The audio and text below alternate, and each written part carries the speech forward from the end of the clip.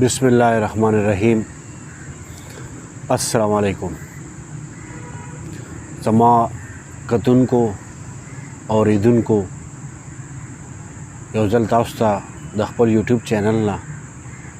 او د فیسبوک د افیشل پیج نه تاسو ته مخاطب یم. کله چې د انسان په کردار باندې سوالات اوچت شي او د ده په کردار باندې کردار کشي کیږي او سماج په دې باندې په سماجی رابطو باندې مختلف قسمه خبرې کوي، نو زما خپل دا یقین دی او دا زما خپل دا اراده ده چې وضاحت کول پکاري. وضاحت وکړو، خبرې وکړو، خو لکه دا خبرې به تاسو په غور سره اورئ. د خبرې نه او د حقیقت نه به ځان نه سیټ کوئ. دا خبرې د زړه په غوږ باندې ښه په غور سره واورئ. زما نوم ابن امین دی، د صوابۍ ډسټرک د تحصیل رزلټ د پرملو کلي او د مالت دروانخیل یم. د پلار د طرف نه دورانخیل یم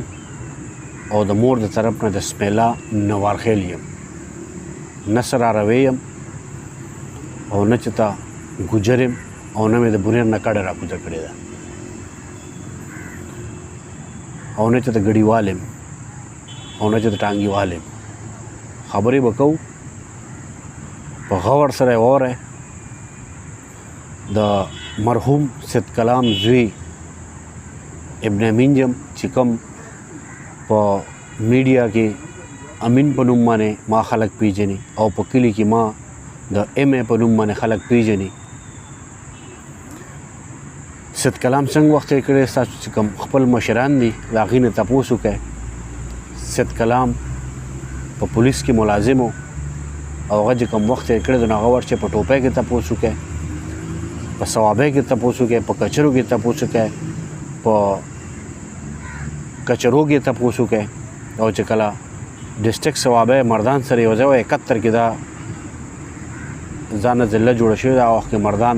ضلع وه، هلته یې تپوس وکړئ چې کوم زاړه کسان دي یا د پولیس کوم زاړه افسران دي د هغې نه تپوس وکړئ چې سید کلام خان دروانخیل د پرملو څنګه وخت تېر کړی دی. د هغه زوی یم. زما په خبرو کې چې خفه کېږئ نو زه ته معذرت کوم او بخښنه غواړم. خو زما ډېره سخته ګیله ده د کلیوال نه، د کلیوالو نه، د سوشل میډیا چې کوم استعمالي د هغې خلکو نه، د صوابۍ نه، د خپل تحصیل نه، د خپل کونسلر نه. خبرې ورته زه کومه چې زما په رګونو کې د پولیس والا وینه ده او زه د پولیس والا زوی یم. اوس هم یم، 10 کاله پس هم یم، 50 کاله پس هم یم او په وخت ځان کدن کې درته هم یم چې زه د پولیس والا زوی یم او زما په رګونو کې د پولیس وینه ده. نو کله چې قام او ولس په پولیسو پسې لګیا کېږي او منغړت دروغ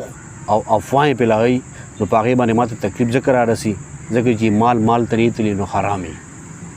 چې کله په پولیسو پسې تاسو باس کوئ نو ماته پې تکلیف رارسي. بله خبره کوو د معاشرې، چې کله په معاشره کې ښه شي خلکو ته ښی نو خلک وایي واه واه. د پنجابۍ د اردو یو مثال دی چې میټه خم خم اور کڑوا کڑوا تو تو. نو چې کم حقایق دي، کم سچ دي، نو د هغې باندې هم ځان تحقیق ته رسوی. کله چې د تصویر یو رخ ښی نو خلک وایي چې واه واه، خو چې کله د تصویر دویم رخ معاشرې ته وښی نو بیا در باندې خلک کنځلې هم کوي، بدې ورځې در پسې وایي او ډایرکټ ستا په کردار باندې اټیک کوي. نو زما په کردار چې کوم اټیک شوی دی نو هغې ما باندې ډېر سخت تکلیف ماته را رسېدلی دی او زه پې د سماج نه او د خپل ولس ډېر سخت خفه شوی یم. ما د خپل زندګۍ کیریر زما ټبر ته پته ده، زما تره تربور ته پته ده، زما کور والا ته پته ده او دغه کلي کې چې کوم زما کلاس پیلو دي په پرملو کلي کې هغې ټول ما پیژني، هغې ته پته ده. د میډیا د راتلو لپاره ما ډېر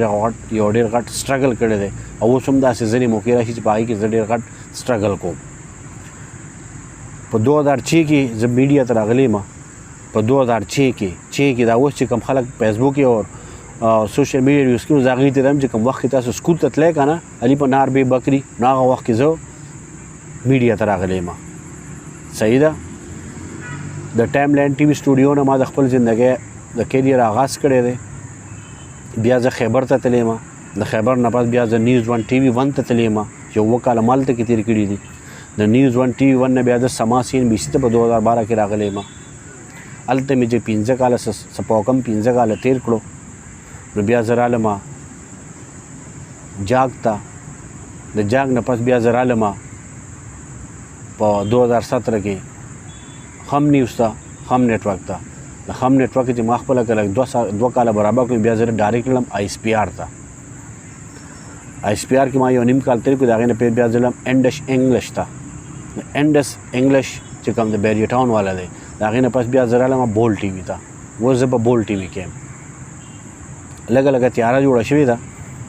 او په تیاره کې خبرې ډېرې زبردستې کړې چې د اصلاح او د روغې څپالې خبرې کوي دا به لږې تیاره کې کوي نو خبره به دا کوو چې اوس زه موجوده په بول ټي وي کې یم دا کومه واقعه چې په زین په دې پرملو کلي کې شوې ده دا زه اوس هم یم او ټول خلک وایي چې ډېر ناروا شوي دي ډېر بد شوي دي ډېر غټ ظلم شوی دی په هغې ته زه بحث نه کوم دا چې څه هغه وشو خو لکه د تصویر یو رخ چې خلک ولیدل نو بل څه وی چې کله دویم رخ ولیدل نو بیا خلک بل شان شو زما په کردار باندې چې کوم خلکو الزامونه لګولي دي او کوم کردار کشي کړې ده نو زه هغې له صرف یو دخاني ورکوم چې زه به کیسه د اسلام آباد نه سټارټ کړم صوابی چوک ته به بوځم د صوابی د چوک نه به سټارټ کړم شوی ډي ته بوځم او د شوی ډي نه به سټارټ کړم په شردره به درته ودروم دې خبرو ته په اندازه باندې غوږ کېده وی او زما مهرباني دا وي چې دا واړه کلیپونه د مه ریکارډ کوئ هغه ټول انټرویو چې کوم ستاسو متعلق کوم کلیپونه هغه راوباسئ او چې کوم ستاسو په حق کې نه وي نو هغه ډیلیټ کړئ او چې کوم ستاسو په حق کې نو هغه تاسو وچلوئ نو په دې باندې په معاشره کې په سماج کې یو غلط منګړت او پروپیګنډه په دې باندې جوړېږي ما د لال مسجد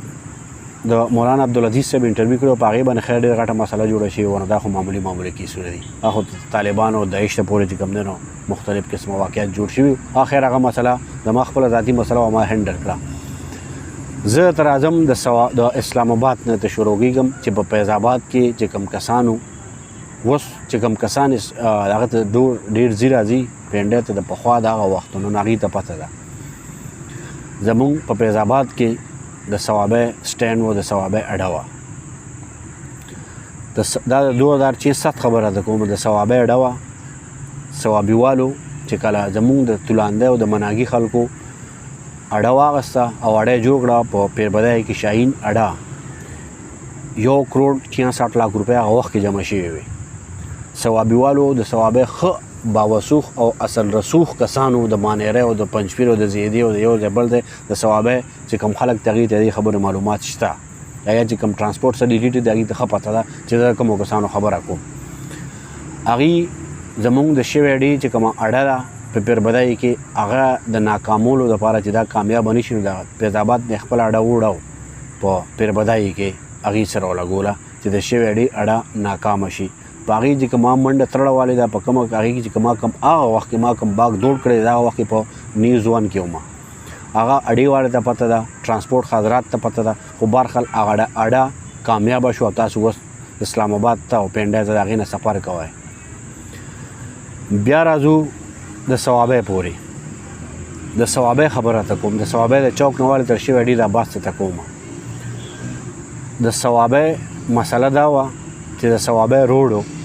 دا په 91 کې په 92 کې چې کوم آفتاب احمد خان چیرپو زمونږ د صوبې هغه وخت کې صوبه سرحد د صوبې وزیر اعلی دا په هغه وخت کې 2 سایډه منظور شوی سنګل نو ډبل منظور شوی آفتاب شیرپو نیم په جیب کې چوړ دی نیم یې خلکو ته جوړ کو خلک خوشحاله شو واو شو روډ جوړ شو د هغې چې کوم تحقیقات و د هغې چې کوم کاغذي کاروایي هغه ټول ثبوتونه موږ راوباسلو بیا چې کله زمونږ د صوابی ډسټرکټ ناظم شیرام خان ترکی جوړ شو شیرام خان ترکی د هغه وخت چیف اف آرمی سټاف او صدر پاکستان پرویز مشرف راوستو او غټه جلسه په ګوهاټي په کالج کې وکړله او د دې روډ دپاره بیا اعلان وشو چې دا روډ به جوړېږي هغه روډ هغه وخت سره جوړ شو یا جوړ نه شو خالی مالی تارکول مارکول په واچول شي یو څه بل شو خو لکه بیا هم خلکو ته واضح کړه چې روډ جوړ شو په هغې باندې ما سټورۍ کړي دي هغه وخت کې سوشل میډیا دونه نه وه نو په ټي وي چینل باندې ریپورټونه چلیدلي دي که چېرې وخت ضرورت راغی زه به تاسو ته هغه وخت تاریخ به هم یاد کړم ها د ګیس اعلان وشو لا تر اوسه پورې زموږ کلو ته لا ګیس نه رسېدو خو لکه برخه هغه ځان لی یو بیس دی په هغې بحث باندې نه ځو په دې روډ باندې ما بیا دغه سټوري وکړه چې بهي د آفتاب شیرپا په دور کې دا ډبل جوړ شوی دی او بیا چې کله مشرف راغلی هغه اعلان کړی خو لکه دا روډ نه ډبلیږي په هغې باندې سټورۍ مورۍ چلیدی او لکه انتظامیه والا حکامو په هغې باندې نوټس موټر واخیست او روډ باندې کار شروع شو چې په روډ کار شروع شو نو زموږ په روډ باندې چې کوم مشران دي هغې ته ښه پته ده د روډ دواړه سیټ ته دغه سیټ ته او دې سیټ ته غټې غټې ونې وې د ثوابین والې تر مردانه پورې هغه ونې زموږ په کلي کې هغه ورځو کې من په 1500 روپۍ من خشاک و هغه ونې زموږ چې کوم د علاقې مشران دي هغه ونې هغې ځان ته په 300 روپۍ حساب کړې وې یو د مردان د غاړې کس و او یو ځینې د ثوابۍ د غاړې کس و په 300 ځان ته حساب کړې وې او هغه ونې ووالې په 300 حساب چې خیر هغې پسې مونږ رپورټ وکړو تحقیق مو وکړو هغه شی مونږ په ټي وي باندې وچلو نیپ انکوایري کېناسته او تحقیق وشو دواړه مشران پکې د منسټرونو نه لړ فارغه شو هغې بیا واپس خیر معافي طلبي وکړله واپس پارټۍ دوباره منسټران کړو خو لکه په دغه کیس چې هغې نیپ انکوایري کړې ده ها اوس ته زه خبر دقه کاروايي کړې ده دا ډېره کاروايي کړې ده اوس ته زه راځم د شوی ډي نه تر پرملو پورې زمانہ دا چینچو والا زمونږ د کلي چې کوم چینچو والا رشکو والا د الله د قدر عزتو کې زمانہ کرایه نه اخلي زه وله په زوره پیسې ورکو د هغې مین وجه ده چې زمونږ په د پرملو نه والې تر 2 لارو پورې سټاپ چې کوم زړې ورته 2 لارو وي د چینچو سټاپه پورې تر مقبرې سټاپه پورې دا تقریبا 100 کیلومیټره جوړېدو په دې روډ باندې چې کله مونږ رپورټ وچلو په هغې باندې ایکشن وشو او د دې خبرې چې چا ایکشن باندې ریاکشن کړی دی او کم اعلی حکام دي یا کم ذمہداران دي هغې ته پته چې زه د چا خبر کوم هغې چینل سره هم رابطه کړی وه موږ سره هم رابطه کړی وه هغه شي باندې کار کار سټارټ شو رپورټ په وجه باندې دغه روډ جوړ شو چې روډ جوړ شو چنګچانو والا زموږ د کلي چې کوم ټرانسپورټ حضرت ته هغې ډېر سخت خوشحاله شو بله خبره درته زه کومه چې زموږ په کلي کې د سکول مسله وه چې په یو سکول کې به 42 په یو کلاس روم کې 42 پورې تعدادي د 35 نه والې تر 42 پورې به 42 کسان په کلاس روم کې ناسي خیر د کلاسونو هغه مسله هغه د ما چې کوم اساتذه کرام د هغې ته پته په هغې باندې سټورۍ مورۍ وچلېدې او کهاني مخاني بریک شو خیر لکه هغې باندې ایجوکیشن ډپارټمنټ ایکشن واخیستو هغه شی ډبل سټورۍ ته ورسېدو نورې کمرې جوړې شولې زمونږ په کلي کې د یوټیلیټي سټور مسله وه د یوټیلیټي سټور چې کومه مسله په هغې باندې چې مونږ لږ هایلایټ وکړو نو مروت صاحب ما سره د یوټیلیټي سټور کارپوریشن د هغې رابطه وکړو هغې ویل چې یاره دا شی ستاسو حقیقت دی او لکه مونږ دا مینوال سیسټم جوړو او دا بایومیټرک سیسټم ختمو ما ورته ویل چې په کلي کې مضافات وکړي لکه د هغې د تم چې کوم ایکسپریشن دی یا کوم موبایل سروس ته هغه په کلو کې زیاتر خلک نه یوز کوي نو لهذا ستاسو د یوټیلیټي سټور کارپوریشن دا شی دا تاسو په مینوال باندې کوي هغه شی په مینوال باندې شو بیا ورپسې راشه زمانړي کاکا الله تعالی دې وبخښي اوس وفات شوی دی خو د میراړي هسپتال ته به لاړ شو د میراړي په هسپتال کې د میډیسن مسله وه په هغې باندې مونږ دا چې کوم اوس میراړي په هسپتال کې چې کوم عمله ده دې ته پته ده په هغې باندې مونږ سټورۍ مورۍ وکړلې او هغه ځینګه میراړي هسپتال ته هغه میډیسن شروع شو زمانړي کاکا خلکو ته برملا وایي چې راشئ الله تعالی دې وبخښي چې راشئ او دا میډیسن ستاسو دپاره دی یوز کوئ راشئ واوسئ دقه خبره وشوله بیا ورپسې ځو شاردرې ته په شاردره کې سکول چې په هغې کې کوم انسان الله استاد احسان الله استاد هلته کې د ټیچر نه په هغې باندې مونږ سټوري مورۍ وکړل او هلته کې عمران استاد هلته کې ولګېدو هغه مسله حل شوه بیا ورپسې واپس کلي ته راځم واپس کلي ته راځم واپس د کلي خبره کوو چې زمونږ په کلي کې که چېرې زه یم زما ټبر والا نصیر محمد خان الله تعالی دې وبخښي سره د خاورو سره د ټولو مؤمنانو مسلمانانو سره هغه چې کوم کلي له د شهید کندې دا لار کړې ده د خروړ دا لارې کړې ده او په ګراوند کې د سټیزن فاونډیشن سکول راوړی دی په هغه سټیزن فاونډیشن باندې هم لکه ځینو بونرانو خو لکه ډېرو خلکو پرې تنقید کړی و هغه شی یې کړی دی دا لارې یې ته پخې کړي دي جنازګاه دا مسله یې دخل کړې ده ښه الله دې په نیکې مل شه زه د درمانخیلو کارګردګي اوس خپل ټبر ته درمانخیلو ته رالم الله دې په نیکې باندې مل شه چې دغه شی وکړو بیا چې کله هغه په یو څو وټونو باندې لږ مختصر څو وټونو په هغې باندې چې کله بیلن خالد باچا پاشي او خالد باچا د کلي نه پوزه پرې کوله او جنرال کونسل یې د غلامات وړه نن به ته غلامات تللی هغه د نصیر محمد خان هغه کونسل دلته روکاو کړو نو کونسل یې جوړ کړو د دروانخیلو خبرې ته زه کوم د دروانخیلو خبرې واورئ په خبره دا نور رسوئ د دروانخیلو چې کوم زاړه مشران پاتې شي د هغې هسټري هم تاسو ټول ته معلومه ده چې کوم موجوده پاتې شي د هغې ته هم پته ده 2005 چې کوم دی هغې ته هم پته ده 2020 کې چې 21-22 کې دي د دې ته هم پته ده زه ته د خپل ځان خبره کوم چې کوم خلک کمیټ چې کوي چې د غوټه اخیستې د پیسې اخیستې او دې د پولیس ملګرتیا کوي او دې غلط وي دروغ وي زه دروغ وایم ما حقایق بیانوم خو لکه ما ته به ډېر سخت تکلیف را رسېدلی او زما په دې خبرو کې چې تاسو خفه کېږئ نو زه یو ځل نه سل ځله هزار ځل په لکونو بار باندې ستاسو نه معذرت کول غواړم خبره دا ده چې کله ما که پیسې اخیستې وي نو زه چې په 2 لار کې کوشم مناسب دکان ته ځم ته تاج جي پي کرای ته نو لږ شه د هغې نه تپوس وکړئ چې یاره اکثر هغې ما ته یاره زه مینه بل ځل چې راشي پیسې به راکړي بیا چې ورپسې د کلي منځ ته تللی شو د محمد رحمان نه زه سبزي وړم د وزیر نه وړو له چاکلیټ مکلیټ او کیکونه میکونه رالم د رضا نه د خپل رضا نه سودا کوم بیا هلته کې خپل مالت کې د حفیظ نه سودا کوم نو د هغې نه تپوس وکړئ چې یاره اکثر داسې وشي چې هغې وي زه خیر د بل ځل چې راشي پیسې به راکړي نو که چېرې ما پیسې اخیستې نو زما حالات په داسې نه و دویمه خبره چې کوم خلک په ما باندې تنقید کوي نو زه د هغه سید کلام زوی یم چې کم سید کلام په کورونو کې به تاسو په 1991-92 کې د سید کلام په کور کې به تاسو دلته شپې تېرولې پولیس په تاسو پسې ګرځوي چاپې به در پسې والې موږ تاسو له شپې درکړي دي که زه زما په دې خبرو خفه کېږم زه له معذرت در کوم خو لکه زموږ په کلي کې او زموږ په ټبر کې